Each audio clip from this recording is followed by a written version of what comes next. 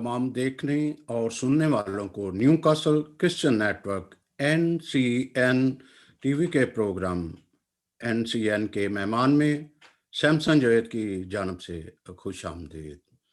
नाज़रीन, आज हम आपकी मुलाकात एक ऐसे नौजवान से करवाते हैं जो एग्रीकल्चर साइंटिस्ट हैं, जर्मनी से PhD की और अब इंग्लैंड में रहते हुए भी पाकिस्तान में क्रिश्चियन कम्युनिटी की तालीम और माशी तरक्की के लिए काम कर रहे हैं। वो आसान और तेज जैसे मंसूबों पर इंतहाई कामयाबी से काम कर रहे हैं, जिसमें इन्हें खातर ख्वाह कामयाबी हासिल हुई है। 5 साल पहले उन्होंने जाग मसीही नौजवान के नाम से ऑर्गेनाइजेशन का आगाज किया। आज हम जाग मसीही नौजवान के हवाले से इनसे बात करेंगे। तो नाजरीन, आज हमारे साथ जनाब जोशुआ लेरू हैं और हम उनसे पहले तो हाल हवाल करते हैं। जनाब, कैसा आज दिन कैसा गुजरा और कैसा आपके हाल कैसा है? जी सर, जी गुड आफ्टरनून सर, बहुत शुक्रिया आपने प्रोग्राम में लिया। मैं बिल्कुल ठीक हूँ, खैरियत से हूँ। आप बताइए, आप कैसे हैं? जी बिल्कुल, थैंक गॉड, हर चीज़ ठीक है। तो इंतज़ार बड़ा बेबाकी से आपके चाहने वालों की बड़ी तादाद भी है और उन्हें आपका इंतज़ार भी है। तो आई होप कि आपका आज का ये प्रोग्राम बहुत पसंद आएगा। तो मेरा पहला जो मैं आपसे पूछना चाह रहा हूँ कि ये आपको जाग मसीही नौजवान बनाने का ख्याल कैसे आया? जी, बहुत अच्छा सवाल, मेरे बड़ा दिल के करीब है। हुआ ये कुछ कि मुझे लगता है जो मसीही नौजवान हैं उन सबके मसले मसाइल, खुशियां गमियां, कुछ बहुत सी बातें दिल की, हमें कुछ मौका नहीं मिला कभी उस किसी एक फोरम पे बैठ के हम ख्याल लोगों के साथ दुख सुख, जो पंजाबी में कहते हैं दुख सुख फरोली एक दूजे नाल, ओदा कोई मौका नहीं लगता रहा। जो हम जिन बड़ों से बात करते थे वहां शायद इतनी तवज्जो नहीं दी जाती थी। अपने हम उम्रों के साथ बात करते थे तो सारे हम उम्र सोच और ख्याल वाले नहीं थे, तो इंटरनली कुछ आइसोलेशन भी रहती थी। फिर अगर कुछ बात करनी, कोई गुस्सा, कोई तकलीफ की बात है तो वो भी फ्रस्ट्रेशन। तो मैंने महसूस किया ये मेरा इनफरादी मसला नहीं है, ये इज्तिमाई मसला है। तो इन इज्तिमाई तौर पे हम उन पे बात करें। और एक चीज और थी कि बहुत से शिकवे अपनों से ही, अपनी कम्युनिटी से, अपने बड़ों से थे, तो वो घर की बातें घर के लोगों में रहे। ये दूसरा आइडिया। और तीसरा आइडिया था कि उसके बाद आगे कुछ चले। शिकवा कर लिया, रोना धोना रो लिया, अब करना क्या है, कुछ इस पे बात हो। तो ये सारी चीजें, मेन मकसद इजहार राय, इजहार ख्याल था। और इसलिए हम इसको डिस्कशन ग्रुप बोलते हैं। यहाँ आपको बहुत चैलेंजिंग मौजूआत मिलेंगे जिन पे कभी बात नहीं होती, इजाजत नहीं मिलती, हद्दे अदब आती है। यहाँ उन सब चीजों पे बहुत इंटेलेक्चुअल तहम्मुल के साथ, दलील के साथ बात होती है। तो ये जोशुआ, ये हमारे जो कह लें एक जनरेशन, जो अपर जनरेशन है, जनरेशन गैप भी कह लें, कुछ ऐसी है। लेकिन बड़ों को आज भी शिकवा है अपने नौजवान के कि हमारा नौजवान के पास काम कोई नहीं, गलियों में नुकरों पे खड़े होना कुछ करना नहीं है। चूंकि चूंकि असल में ये बात क्यों की जा रही है कि बहुत सारे मसाइल जो हैं आज नौजवान की ना तरक्की करने की वजह से या ना ट्रैक ढूंढने की वजह से बड़ी मुश्किलात हैं। तो आप क्या ऐसे क्या क्या कहते हैं कि वाकई अच्छी बात है? मैं सब देखता हूँ कि ट्रैक एक प्रोसेस है। जब पहिया बना तो गाड़ी बनी, गाड़ी बनी, ट्रैक, रेलवे ट्रैक आया, सड़कें बनी, आगे सफर बढ़ा। तो मैं सोचता हूँ कि हमारे बड़ों ने, मतलब जो पिछली जनरेशन थी, लेट से अगर 3 आप जनरेशन की बात करें, जो हमारी पिछली, इंतहाई पिछली जनरेशन, हमारे दादा की जनरेशन, उस एज में मिशनरीज थे, काफी कुछ हुआ, ट्रैक तक जाने का सफर आसान बनाने की कोशिश की थी। लेकिन मेरी पिछली, हमारी जो जनरेशन है, वहां कुछ सफिशिएंट काम हो नहीं सका। चर्च की लीडरशिप थी, पॉलिटिकल लीडरशिप थी, कम इफेक्टिव रही। अब जब हमारी जनरेशन आई है तो उनको बहुत सी चीजें खुद करने की जरूरत पड़ेगी और पड़ी है, जिसके लिए हम तैयार नहीं थे।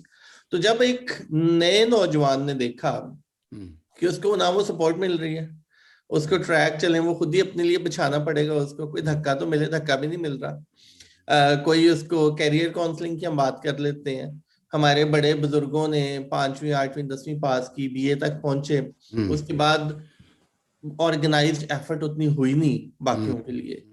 जब जब एफर्ट्स नहीं होती तो जो जिन्होंने उन एफर्ट से रिसीव करना वो डिस्करेज होते हैं।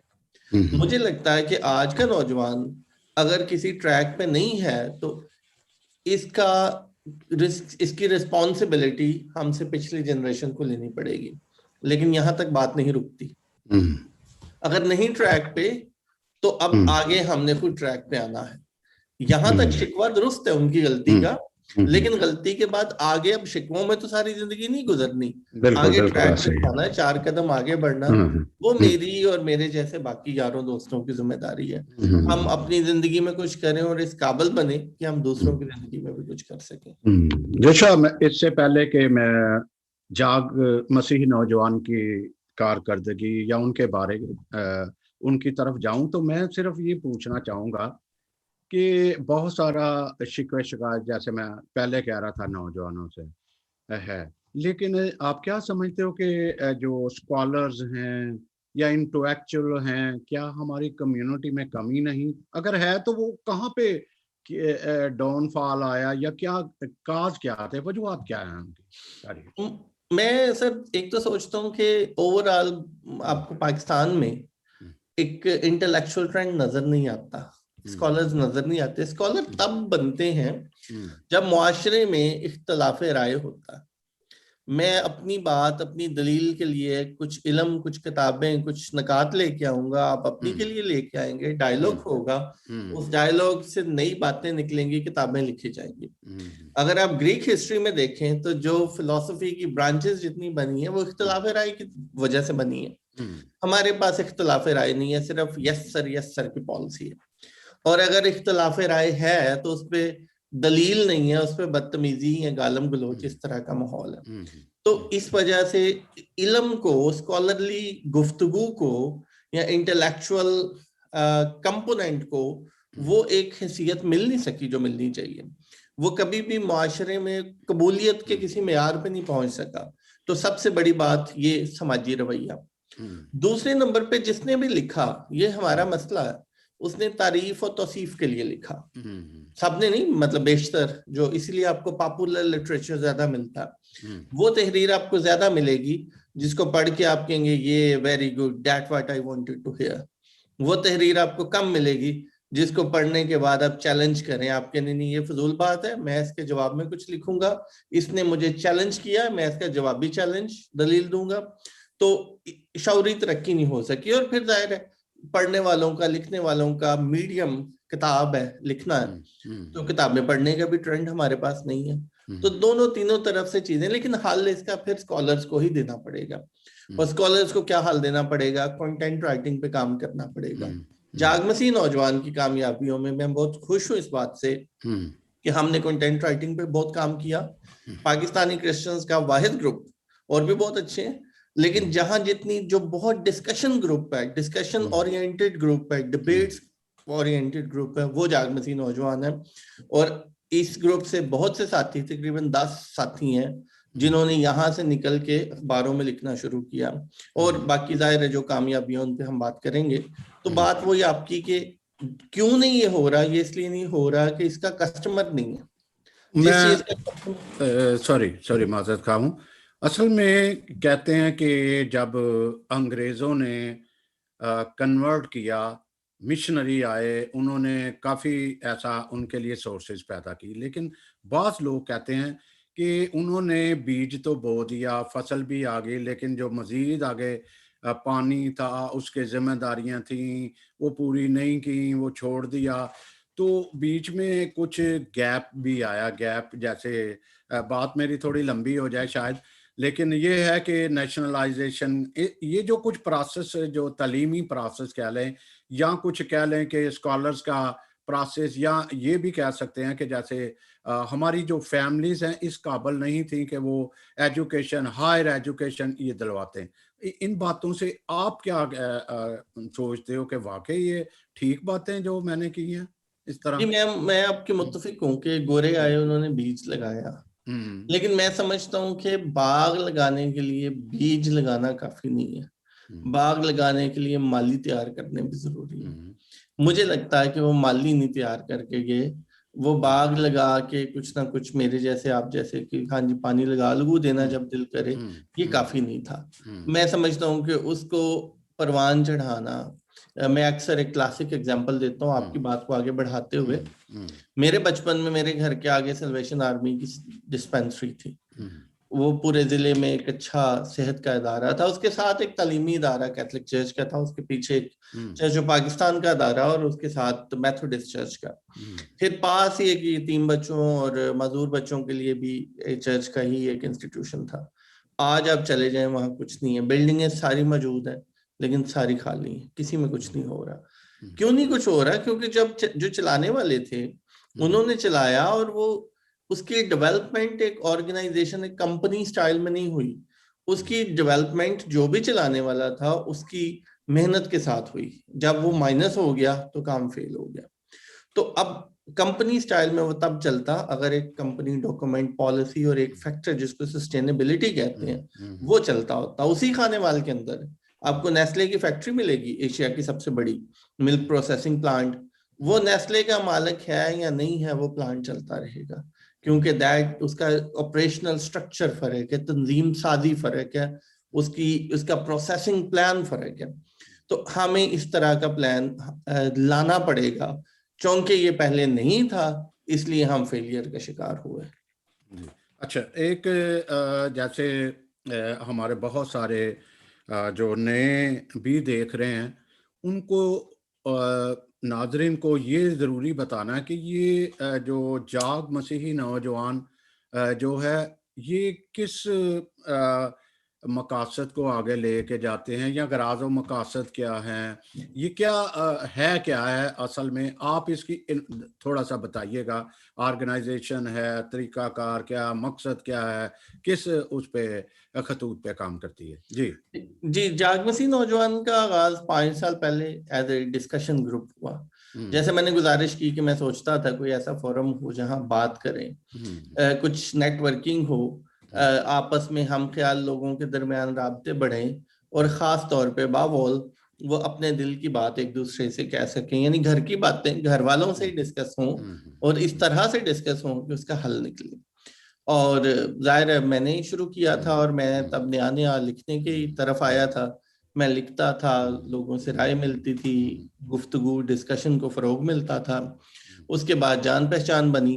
तो आज मेरे पास पिंडी में घर नहीं है, मैं आज पिंडी में जाऊं तो कोई दोस्त होगा जो मुझे अपने पास रख ले, या कोई दोस्त खाने वाला आएगा तो वो इधर रह सकेगा।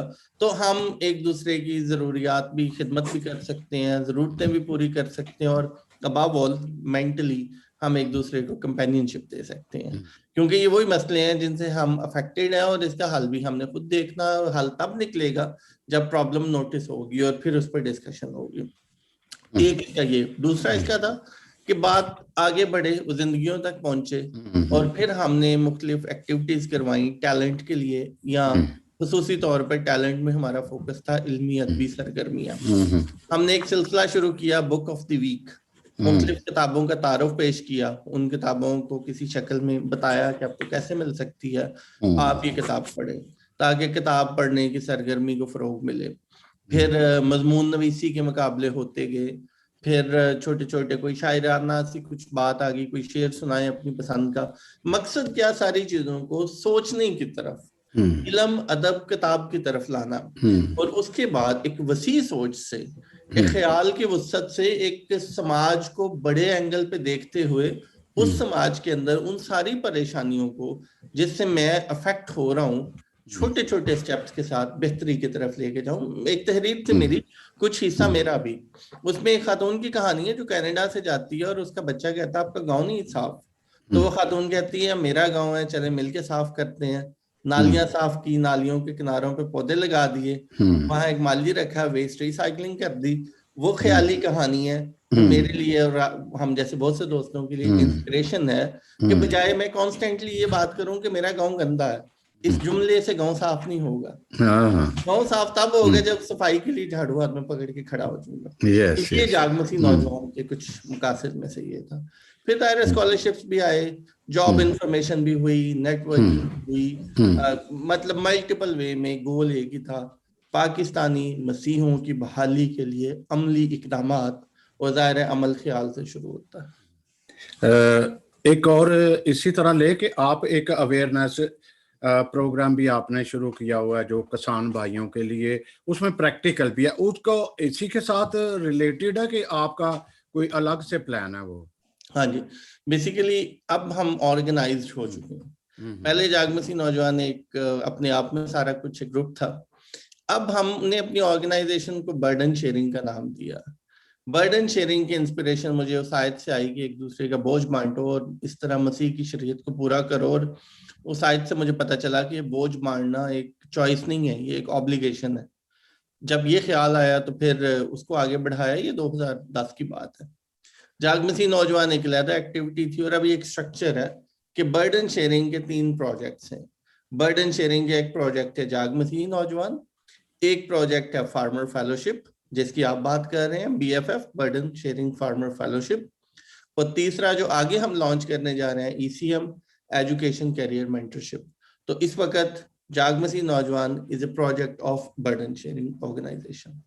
जी, वो आप ही मेरा ख्याल है बता रहे थे कि ये मीडिया को यूज करता है, मीडिया को, जैसे सोशल मीडिया है, इसके थ्रू अपनी जो जितनी भी अवेयरनेस है या जितने सोशल मीडिया उसको भी सपोर्ट करता है। तो इसके लिए थोड़ी सी वजाहत करें, फिर आगे हम बढ़ते हैं। जी हाँ जी बिल्कुल।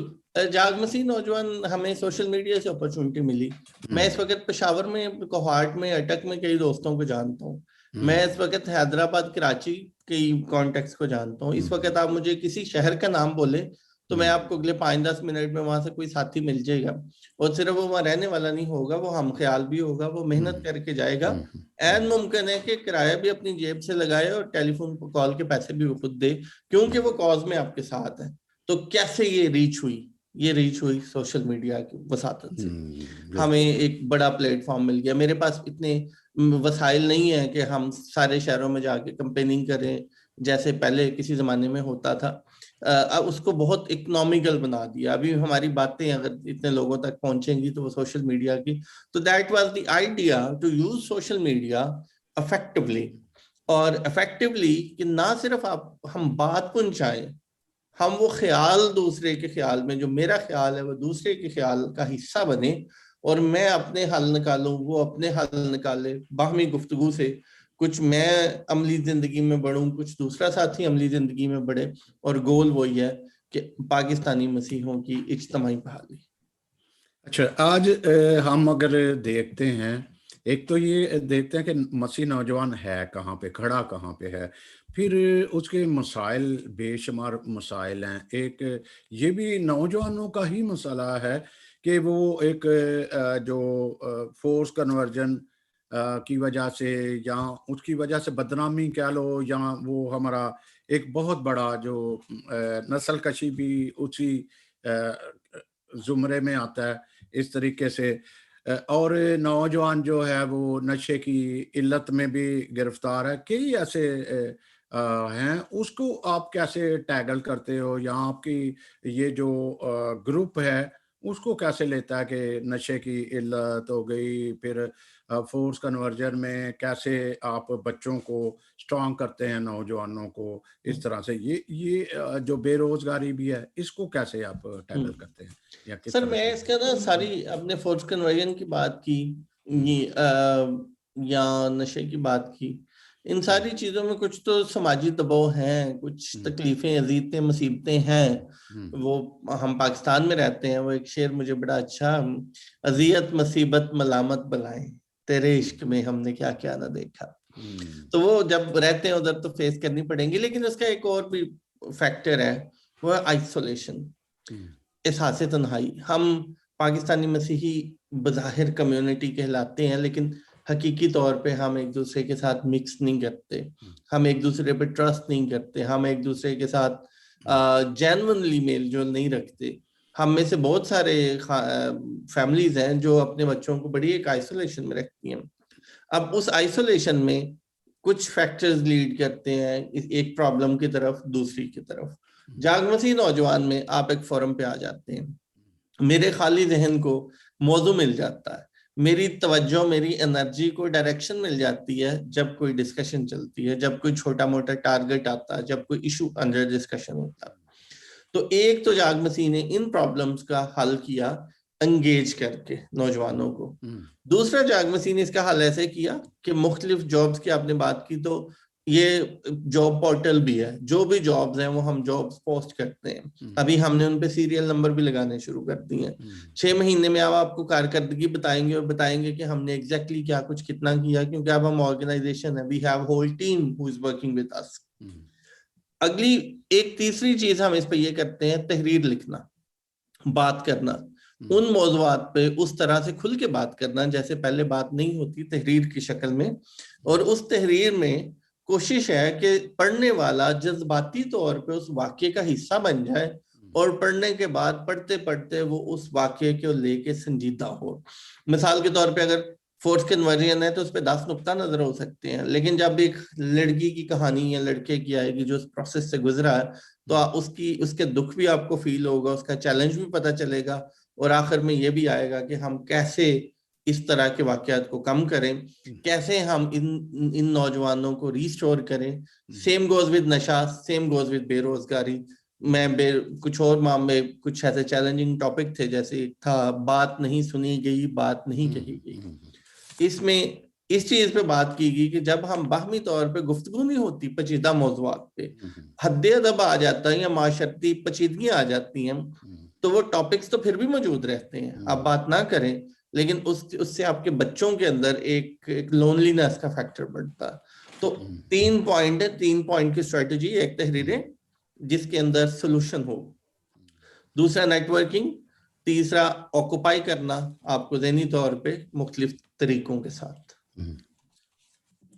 अच्छा, अभी 5 साल आपके कंप्लीट हुए जागमसी नौजवान, इसमें काबिले जिक्र जो ऐसी कौन सी कामयाबी हैं जो आप जिक्र करना चाहें कि भाई फलां कामयाबी हुई, फलां ने गोल्ड मेडलिस्ट भी आपके आई हुई थी, एक बच्ची हमारे साथ थी ये रोशन सितारों में, ऐसी क्या कामयाबियां आपने हासिल की, कोई जिक्र करना चाहें तो? हाँ जी, जो इनफरादी कामयाबियां वो मुझे लगता है हम सारे मसीहों की सबकी कुछ ना कुछ है। मैं जागमसी नौजवान का मकसद इज्तमाई सोच, शऊर, रवैये, कुछ इस तरह के काम। अगर इज्तमाई में बात करूं तो मैं समझता हूं कि जागमसी नौजवान अपने आप में ये कामयाबी है। एक फेसबुक ग्रुप जो चंद लोगों ने शुरू किया, कोई पीछे एनजीओ नहीं है, कोई पीछे चर्च सपोर्ट नहीं है, कोई कुछ नहीं है, छोटी छोटी कोशिश से शुरू किया। आज आपको पाकिस्तान के हर शहर में जागमसी नौजवान मिलेगा। मैं शादियों पे जाता हूँ, फौतगियों पे जाता हूँ, लोग मिलते हैं और उनको पता होता है ये इतना ग्रुप हमारा खुदा के फजल से पॉपुलर हो गया। All credit to all team, all credit to group fellows. ये सबसे बड़ी इसकी कामयाबी कि ये ग्रुप बातों में या गपशप में नहीं रहा, ये जिंदगी की हकीकतों का हिस्सा बन गया। इस ग्रुप के बारे में आपके पॉलिटिशियन बहुत सारे जानते हैं, आपके चर्च लीडर्स जानते हैं।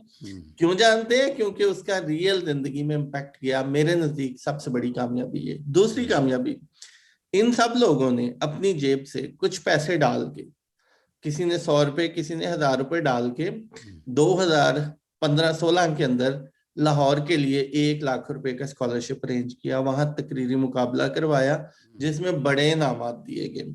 150 नहीं, मेरा ख्याल पहला इनाम 15,000 रुपए था, दूसरा 10,000 रुपए, तीसरा 5,000 रुपए। पिछले साल मजमून नवीसी का मुकाबला करवाया, बड़े इनामात। इसके बाद यानी रियल लाइफ में एक्टिविटीज करवाई। मैं इसको दूसरी कामयाबी समझता हूँ। स्कॉलरशिप अरेंज किया, जब लोगों ने कंट्रीब्यूट किया तो अपनी सेंस ऑफ ड्यूटी को एक्नॉलेज किया कि मैंने दूसरे मसीही के लिए कुछ ना कुछ करना है। फिर इस ग्रुप से कम 15 राइटर्स निकले जो बिल्कुल नहीं लिखते थे, जिन्होंने लिखना शुरू किया। आप भी राइटर, आपको भी पता है कि ये सफर आसान नहीं है। लिखना शुरू किया और लिखने के बाद लिखते लिखते अखबारों तक पहुंचे और अपने मतलब पब्लिश राइटर्स बन गए। फिर इसके बाद एक चीज मुझे इस ग्रुप की अच्छी लगी कि अमली मंसूबे शुरू हुए रिसेंटली, जैसे फार्मर फेलोशिप है, उसमें साथी ज्यादा जो कंट्रीब्यूटर्स हैं वो ग्रुप से निकले हैं। और अभी नेक्स्ट स्टेज पे हमारा इस साल का टारगेट है कि आपको शहरों में हर जगह छोटी छोटी बैठकें, ग्रुप्स मिलेंगे, ऑफलाइन ग्रुप्स मिलेंगे, जो जाग मसीह नौजवान की टीम्स होंगी। तो एक छोटी सी सोशल मीडिया की कोशिश चलते चलते आज एक ऑर्गेनाइजेशन बन गई 5 साल के अंदर। वो ऑर्गेनाइजेशन जो जमीन पे मौजूद है और इन 5 सालों में तालीम, इंटेलेक्ट और फर्दर डेवलपमेंट प्रोसेसेस में मेजर कंट्रीब्यूटर है। अच्छा, मैं एक और भी बात पूछना चाहूँगा। बड़ी खूबसूरत बातें चल रही हैं, बड़ा एक अवेयरनेस भी है।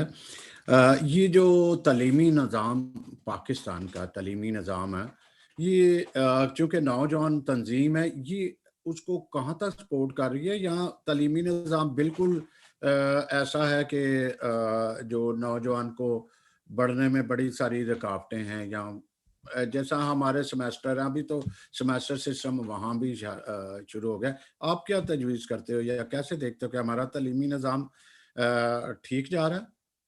मैं मुत्तफिक हूँ कि आपके तालीमी निज़ाम लम्हा फिक्रिया है।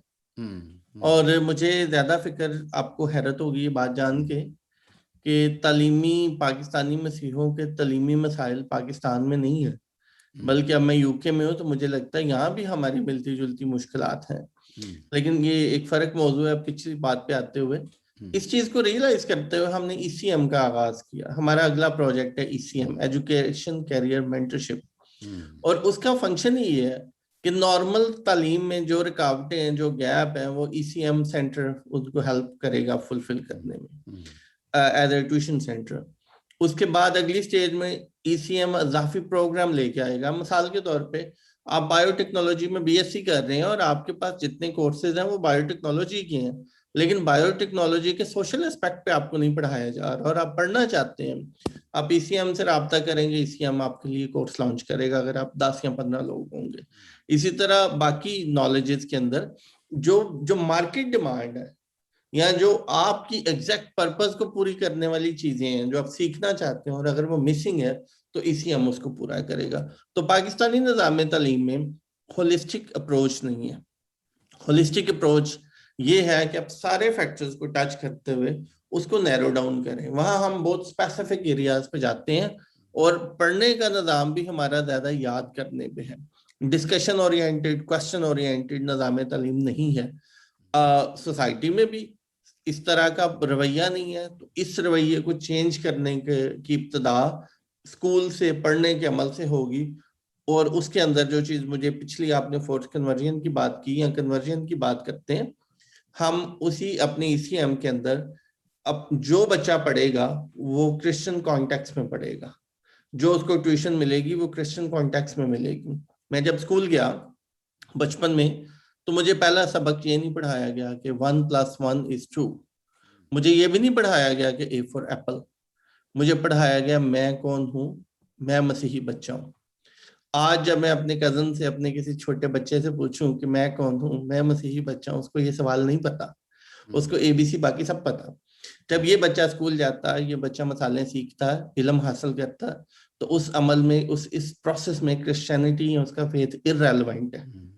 अगर घर में कुछ कमजोरी है तो वो बिल्कुल खत्म हो जाएगा, कमजोरी नहीं है तो कुछ अरसा जिंदगी में साथ चलेगा, लेकिन वो बुनियाद नहीं बन सकेगी जो मेरे जैसों की बन सकी हमारे स्कूल साथी की वजह से। इसको कवर करेगा ईसीएम। और बेसिकली पाकिस्तानी मसीहों के लिए एजुकेशन में यही प्रॉब्लम्स है कि हमारा फेथ या तो इरेलेवेंट हमारे एजुकेशन सिस्टम ने कर दिया, या उसको क्रिटिसाइज इतना ज्यादा कर दिया कि मैं एज ए स्टूडेंट अपने माहौल में मिसफिट फील करता हूँ। और अबव ऑल तीसरा प्रॉब्लम, मेरा इल्म मार्केट डिमांड्स भी पूरी नहीं करता कि उसकी बेस पे मुझे दुनिया में किसी अच्छी जगह पे कोई मुकाम मिल सके। अच्छा, ये क्योंकि सोशल मीडिया का साथ ही चलता है, उसका क्या किरदार क्या है? और स्पेशल ये कि कम्युनिटी, जो हमारी कम्युनिटी है, इसमें सोशल मीडिया का, उसकी कम्युनिटी की बहाली के लिए सोशल मीडिया का क्या किरदार है? और क्या ये जो रिक्वायरमेंट है हमारी कम्युनिटी की, सबसे बड़ी जो होती है वो है इन्वायरमेंट, जो मीडिया की एक जिम्मेदारी है कि अवेयरनेस देना। क्या ये मीडिया किरदार अदा कर रहा है, या सिर्फ सियासत को ही जो मौजूए बहस और उसको कर रहा है? मतलब हमारे तो बहुत सारे मसाइल हैं। बहाली, पहले कम्युनिटी बहाल नहीं हो, जब तक नहीं होगी, तरक्की नहीं करेगी, तो उसको सियासत से क्या लेना देना? क्या आप क्या कहते हो इस ऐसे? मैं सर ऑफिसर आपसे मुत्तफिक हूँ। लड़ाई सब फ्रंट्स पे करनी बहुत जरूरी है, लेकिन उन फ्रंट पे पहले करनी जरूरी है जिससे हम स्ट्रेंथन हो। मैं अगर मोहल्ले में सब्जी बेच रहा हूँ तो मेरी आवाज से शायद कोई इतना फर्क नहीं पड़ेगा, लेकिन अगर मैं आपके मुल्क का चीफ साइंटिस्ट बन जाऊं, अगर मैं आपके मुल्क का कोई मारूफ डॉक्टर बन जाऊं, या अगर मैं आपके मुल्क की किसी जूता बनाने वाली फैक्ट्री का मालिक बन जाऊं, तो फिर मेरा ओपिनियन भी मैटर करेगा, अखबार में हेडलाइन भी लगेगी, फिर मेरे अल्फाज से हलचल होगी। तो I have to be something to be listened properly.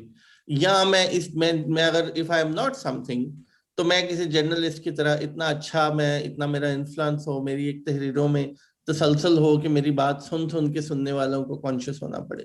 अगर ये दोनों सूरत हाल नहीं है, तो जो भी मेरा ओपिनियन है वो मेरी खुशी भी हो सकता है, मेरा दुख भी हो सकता है, लेकिन उससे मुल्क, माशरे, माहौल को कोई फर्क नहीं पड़ेगा। तो मैं हमेशा आपसे यही डिस्कशन आपसे होती है कि मैं चंद आवाजें अपनी बुलंद करके शायद अगले 1 साल के अंदर कोई नए कवानीन नहीं बनवा सकता, कोई तब्दीलियां नहीं कर सकता, लेकिन मैं चंद आवाजें बुलंद करके अपने मोहल्ले के 5 बच्चों के लिए स्कॉलरशिप का इंतजाम कर सकता हूँ।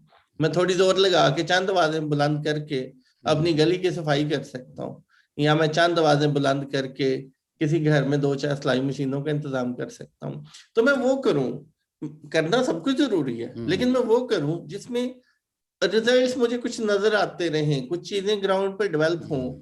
जब वो वाली आंटी के घर सिलाई मशीन होगी, उसका काम शुरू हो जाएगा, इन बच्चों की तालीम मुकम्मल हो जाएगी, ये बच्चे नशा छोड़ के ग्राउंड में आ जाएंगे, हम एक टीम बन जाएंगे, और जब टीम आवाज बुलंद करेगी, ललकारेगी, तो वो आवाज बेहतर तौर पर सुनी जाएगी। बिल्कुल बिल्कुल ऐसे ही है कि अगर कम्युनिटी खुशहाल होगी तो उसके मसाइल भी कम होंगे, और उनसे उनसे निपटने की सलाहियत भी ज्यादा स्ट्रांग उनके अंदर होगी। जी जी जी। फिर मेरा ख्याल है जिस तरह बोरे या इस्माइली या इस तरह हम लेते हैं, वो सियासत में तो नहीं हिस्सा लेते। बिल्कुल ठीक बात। लेकिन उन्होंने किया क्या है? उन्होंने किया क्या है कि उन्होंने अपनी कम्युनिटी में डॉक्टर और बड़े बड़े लोग जो हैं इंटेलेक्चुअल पैदा किए हैं, उधर तवज्जो ज्यादा दी है।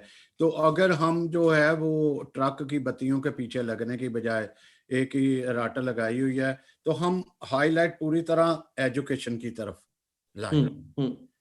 और इस पे मैं कमेंट करना, मैं ये सजेस्ट करता हूँ सबको, या करना चाहूंगा कि जो भी आपका आइडिया है, आप उस आइडिया को एक लफ्ज के साथ जोड़ के देखें, वो है डूएबल। अगर मैं आपको कहूं अभी कि मेरा आइडिया है कि मैं पाकिस्तानी क्रिश्चियंस को चांद पे ले जाऊं, तो मुझे उसके साथ डूएबल प्लान देना चाहिए। 3 month plan, 6 month plan, 12 month plan, step by step. उससे जो मैं बात कर रहा हूँ, जो मेरी मंजिल है, उस तक पहुंचने के स्टेप्स भी नजर आएंगे। मुझे खुद ही अंदाजा हो जाएगा कि किस कदर मुमकिन है, या किस कदर महज बड़े खूबसूरत अल्फाज हैं जो सिर्फ अल्फाज तक महदूद है। जब तक डूएबल स्ट्रेटेजी नहीं आएगी, वो सारी बातें महज बातें रह जाएंगी। तो जो भी जिसकी मेरे ख्याल में जो भी जिसकी डायरेक्शन है, वो उस पर थोड़ा सा और सोचे, डूएबल प्लान लेके आए, स्ट्रेटेजी लेके आए, उस स्ट्रेटेजी के लिए फिर implementation, short term and long term goals अपने डिफाइन करें, ताकि समझ आए, कुछ होता हुआ नजर आए, और फिर उनको भी रिवाइज करने का मौका मिलेगा, हम ख्याल दोस्तों को भी रिवाइज करने का मौका मिलेगा, और कुछ आगे बढ़ता हुआ नजर भी आएगा। बिल्कुल। एक और भी है इस तरह के, आप भी देख रहे हो कि हर कोई ऑनलाइन चला गया हुआ है, ठीक है? तो क्या ऑनलाइन रहना अच्छा है?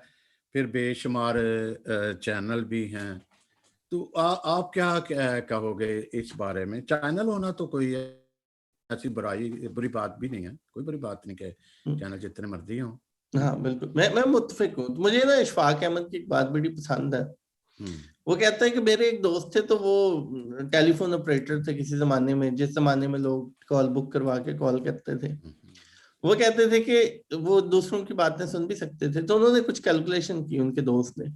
कहता है कि एक साल में जितनी दफा लोग कॉल पे एक लफ्ज बोलते हैं, और फिर उस सारे टाइम को मल्टीप्लाई किया जाए, और उस नहरें खुदाई हो रही थी उस जमाने में, तो उसको नहर की खुदाई से करें तो उस सारे टाइम में 7 किलोमीटर लंबी नहर खोदी जा सकती है। यानी वो जो लफ्ज था उसको उसने अमल के पैमाने पे नाप के तोला। तो मैं ये समझता हूँ कि प्रोग्राम होने, सोशल मीडिया बहुत अच्छा, बात होनी बहुत अच्छी, बहुत जरूरी है, लेकिन यहाँ तक रुकनी काफी नहीं है, उसको आगे अमल में बदलना चाहिए। जो ऑनलाइन है वो बात, वो लफ्ज है, लेकिन जब तक लफ्ज अमल में नहीं बदलते तब तक वो जिंदगी में या हकीकी उसके उसके उसका कोई नतीजा नहीं नजर आता। वही वाली बात, मैं लिखता रहूं तहरीर कि मेरी गली में सफाई कर होनी चाहिए, मैं कचरा बू आ गई वट, अगर मैं जाके एक थैली उठा के नहीं कचरे में डाल सकता, अगर मैं उस आइडिया बात को अमल में इम्प्लीमेंट नहीं कर सकता इनफरादी तौर पे, जागमसी नौजवान या तंजीमी तौर पे या बाकी साथियों के साथ मिलके, तो वो सिर्फ बात है, वो बात रह जाएगी और बात बात में खत्म हो जाएगी। कल किसी को नहीं याद, आज की बात कल वैसे भूल जाएगी। अगर अमल रहेगा तो बात भी जिंदा रहेगी, नतीजा भी नजर आएगा, और उस प्रोसेस का हिस्सा बनने वालों का भी कुछ इम्पैक्ट नजर आएगा। बिल्कुल बिल्कुल ठीक कह रहे हो कि अमल भी जरूरी है, अमल की तरफ भी बढ़े। तो ये जो आपकी तंजीम है, इसमें सारे पढ़े लिखे हैं कि कुछ जो नहीं पढ़े लिखे वो भी आपकी तंजीम में शामिल है?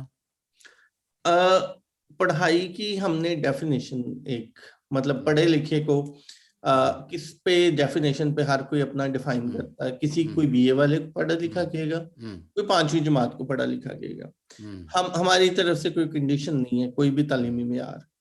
हम सोचते हैं कि जाग मसीह नौजवान का हिस्सा, अगर आप खुद को पाकिस्तानी मसीही कहते हैं, आप जाग मसीह का हिस्सा।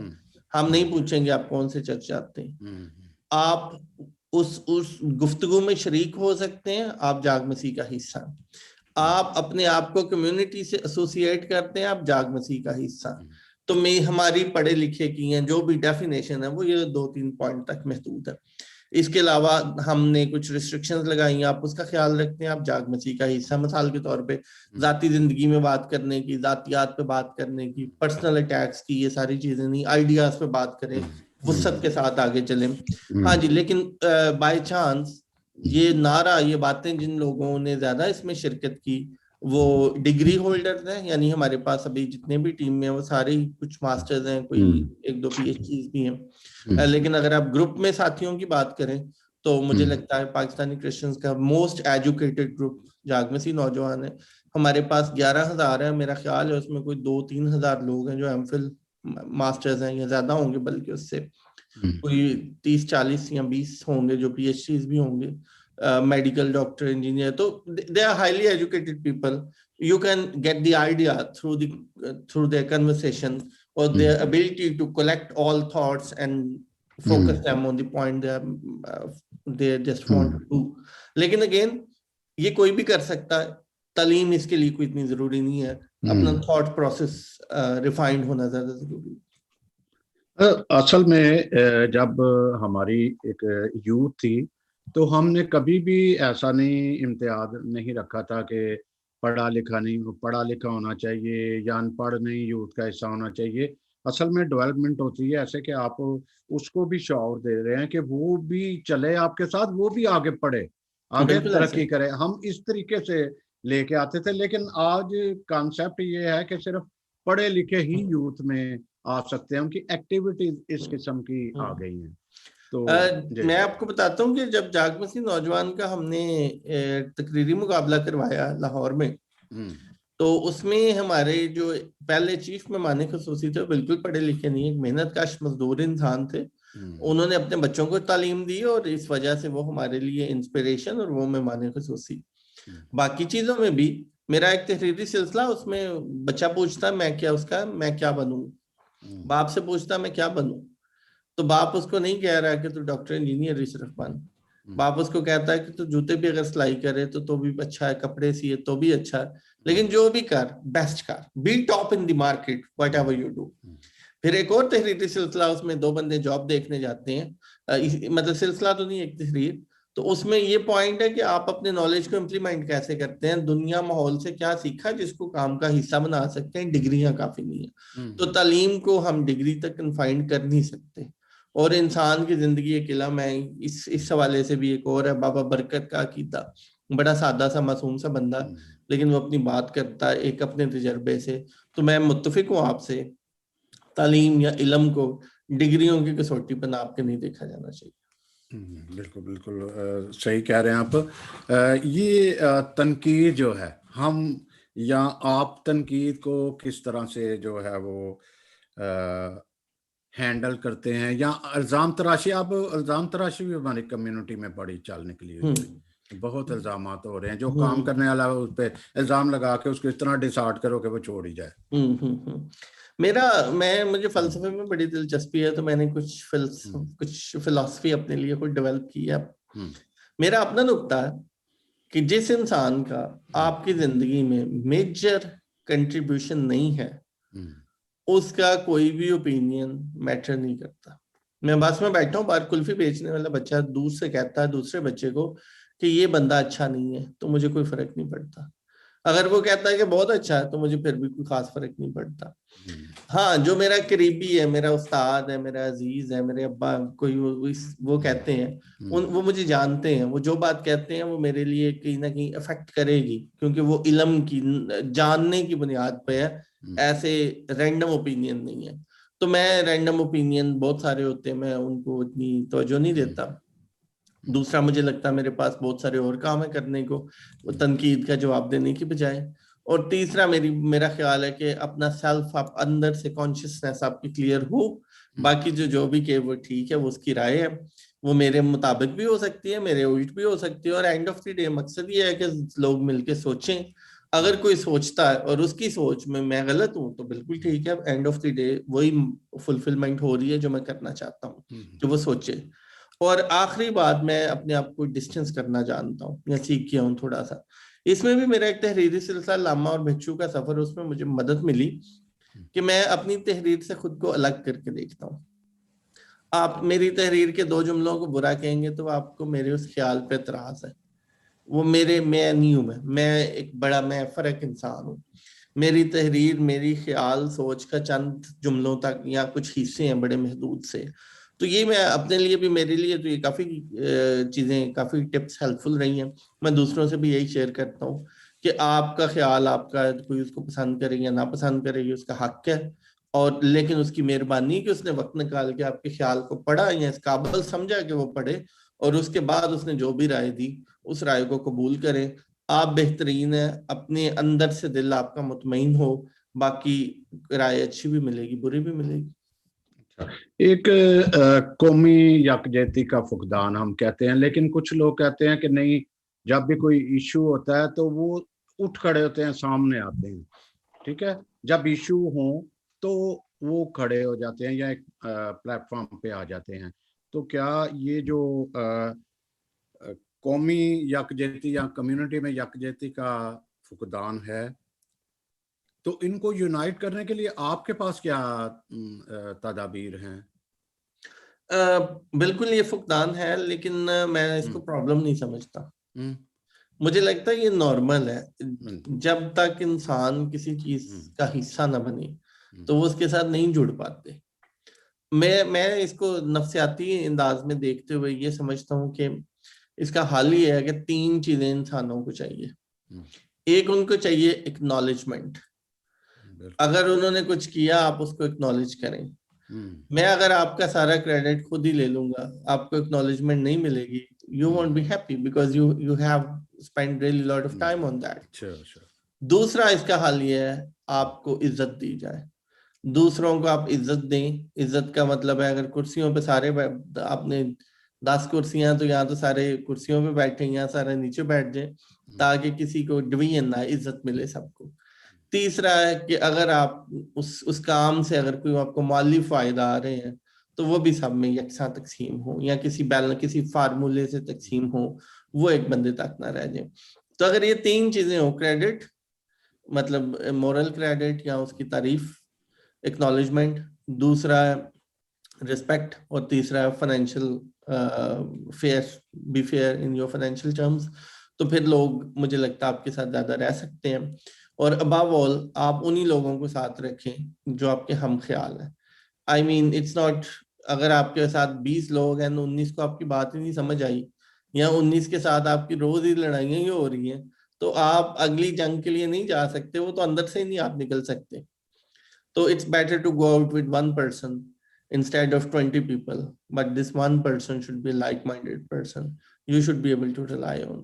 और मैं समझता हूँ कि जाग मसीह नौजवान में हमारी स्ट्रेंथ रही ये है, हमारे साथी बहुत रिलायबल है, they are really amazing people, all credits to them, और मेरे पढ़ने वाले दोस्त और बाकी ग्रुप मेंबर्स। बहुत आप वाकई बड़ा काम कर रहे हैं, और बहुत सारे फील्ड भी आपने जो है वो संभाले हुए हैं, बहुत ट्रैक पे आप काम कर रहे हैं।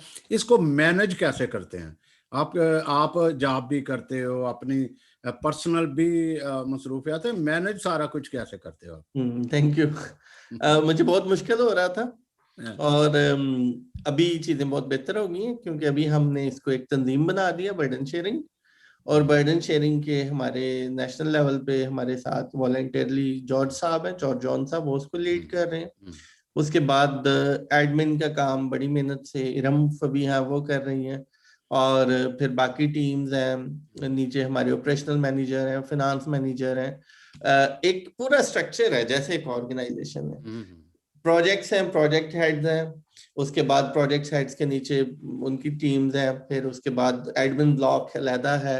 तो ये एक ब्लाइंड है जिससे, लेकिन ये अभी जून से शुरू हुआ, इससे पहले ये सारी चीजें मेरे पे थी, और मैं बड़ा वो एक प्रेशर फील करता था कि ये ना हो जाए, वो ना हो जाए, लेकिन अभी बहुत बेहतर है। तो हाँ जी, मैनेज का, जब तक ये मैं टीम नहीं थी तब तक मैनेज एक ही चीज से आप करते हैं, और वह इश्क।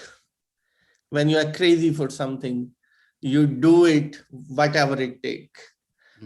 जब मैं जर्मनी में था तो मैं यूनिवर्सिटी सुबह जाता होता था, घर से निकलता था 6 बजे, ट्रेन पे जाता था ताकि मैं रास्ते में ट्रेन पे कुछ ना कुछ कर सकूं। मेरी ज्यादातर तहरीरें, राइटिंग जो है, तहरीरें हैं, वो रात को 2 बजे के बाद लिखी गई हैं, क्योंकि टाइम वो मिलता था। तो that is all about craze.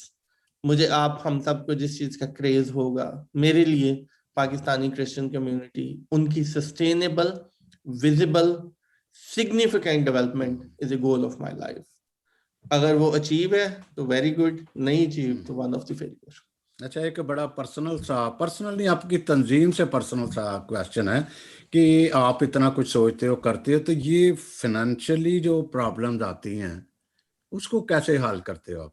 बेहतरीन। इसमें ना मौजूदे बड़े होते हैं सर। पहला मौजूदा ऐसे कि मैं 2012 में ख्याल आया स्कॉलरशिप्स का, और उसी साल मैं स्कॉटलैंड एक कॉन्फ्रेंस में आया, वहां से मुझे 4000 पाउंड अवार्ड मिल गया। तो मैं समझता हूँ कि खुदा कोई ना कोई सबब बनाता है। अभी जब ये फार्मर फेलोशिप शुरू की तो पिछली मेरी जॉब में मुझे मतलब बहुत ज्यादा पैसे मिल गए। मेरी अपनी जरूरतें भी कोई खास नहीं होती, लेकिन ख्वाहिशें भी कोई इतनी नहीं होती, तो वो जो वसाइल मिलते हैं वो फिर वहां स्पेंड हो जाते हैं, एक बात। और दूसरी बात ये कि हमारे सस्टेनेबल प्रोजेक्ट से मुझे पता है कि जो भी खर्चे हैं ये शुरू में ही है, आगे हर प्रोजेक्ट अपने कदमों पे खुद ही चलेगा। और एक और जो मेन चीज, मैं सारे ग्रुप मेंबर साथियों का शुक्रगुजार हूँ, साथी कंट्रीब्यूट भी करते हैं। अभी मैं एक अपने दोस्त का, ग्रुप फेलो का ही जिक्र करना चाहूंगा, शाकिर उनका नाम है। वो गुजरांवाला से लाहौर पढ़ने के लिए जाते हैं, स्टूडेंट है, आपको पता ही है, मैं भी स्टूडेंट था, गरीब आदमी होते हैं जब हम स्टूडेंट होते हैं, लेकिन 500 रुपए वो कंट्रीब्यूट करता है जाग मसीह नौजवान में। तो ये कंट्रीब्यूशन आते हैं फ्रॉम पीपल। अब इंग्लैंड की कम्युनिटी का मैं बड़ा शुक्रगुजार हूँ, सूदा देहात में इंग्लैंड से बहुत सारे साथियों ने कंट्रीब्यूट किया, और आगे जो टीम इम्प्लीमेंटेशन की है उनको खुदा और बरकत दे। उनको आप 200 का काम बता के 50 रुपए भेजें तो वो 300 का काम कर रहे हैं उस 50 के अंदर। They are very efficient. तो मेरा एक दोस्त है, वो अक्सर कहते हैं कि जो सब कुछ हम कर रहे हैं ना, that is a greater plan of God, and I believe it is the greater plan of God. और चाहिए सबको क्या, we want to see growth of community. किसी के पर्सनल गोल नहीं है, सबको खुदा ने इज्जत दी है, सबको नौकरियां दी हैं, सबका रोजगार चल रहा है, but we want to see growth of the community. बिल्कुल, जब जज्बे हों और मेहनत भी शामिल हो तो मंजिलें खुद ब खुद आसान हो जाती हैं। ऐसे फॉलो करना चाहिए, दूसरों को भी ऐसे ट्रैक कह लें या इन्हीं खतूत पे काम करके करना चाहिए। फिर कम्युनिटी बहुत जल्दी अपलिफ्ट हो जाएगी। वक्त चूँकि हमारे पास महदूद वक्त होता है, लोग मसरूफ़ होते हैं ज़्यादा और लंबा प्रोग्राम देखने के आदी नहीं लोग। तो आप जाग मसीह नौजवान के हवाले से अपने नौजवानों को क्या पैगाम देंगे? जाग मसीही नौजवान, वक्त की है आवाज ये जागना पड़ेगा सारे नौजवानों को, और उस नौजवान के लिए उम्र की कोई कैद नहीं है। सैमसन साहब हमारे नौजवान हैं और बहुत से साथी नौजवान हैं। अपनी अपनी कैपेसिटी में हम जो भी कर सकें, इस रियलाइजेशन के साथ कि ये मेरी कम्युनिटी है, अगर कम्युनिटी को कोई नुकसान पहुंचेगा तो मैं कितना भी दूर क्यों ना हूं, मैं उस नुकसान में, उस तकलीफ में शरीक हूं। अब मैं बाद में रोना बिल्कुल जायज है, रोएं, लेकिन कुछ ना कुछ कदम करें, बढ़ाते चले जाएं, कोशिश करें कि हम रोने वालों की जगह कामयाबी सेलिब्रेट करने वाले बने इज्तमाही तौर पे। इनफरादी तरक्की अपनी जगह, लेकिन इज्तमाही रोल को, इज्तमाही जिम्मेदारी को ना भूलें। This is the way to go forward. और हमारे प्रोजेक्ट्स हैं, उनका आप हिस्सा बने। आपको ट्रेनिंग मिलेगी, आपको सर्टिफिकेशन मिलेगी, आपके लिए जॉब अपॉर्चुनिटीज क्रिएट होंगी, and everything will be complete transparent. कोई भी किसी भी चीज में आपको ये नहीं लगेगा आपके साथ आपसे आपका हक छीना गया, नहीं, आपको they will be complete support for you, क्योंकि एंड ऑफ द डे हमने स्ट्रेंथन होना, एक दूसरे को स्ट्रेंथन करना, और एक मजबूत बहादुर नौजवान ने जाग मसीह के नारे को, झंडे को लेके आगे बढ़ना। जी, बहुत ज़बरदस्त बातें तो बहुत हैं। और नाज़रीन, अक्सर इनके साथ जोशुआ के साथ मेरी बातें होती रहती, मुख्तलिफ टॉपिक, और जिस टॉपिक पे भी छेड़ दो इन्होंने हासिल से जो है वो बात करनी है, कोई भी टॉपिक हो। तो हम इनके साथ सिलसिला शुरू भी करने वाले हैं इसी तरह। तो वक्त की कैद भी होती है, तो हम क्योंकि शुक्रिया अदा भी करना होता है, ये वक्त वो होता है कि हमें शुक्रिया अदा करना होता है जो हमारे साथ टीम एक काम कर रही है, जिसमें इसके बैक में जो है वो सारा टेक्निकल जितने भी होते हैं या एडिटिंग के होते हैं, जो जिसको मैं एडिटिंग इंजीनियर कहता हूँ, शकील डेविड, उनका मैं शुक्रिया अदा करता हूँ।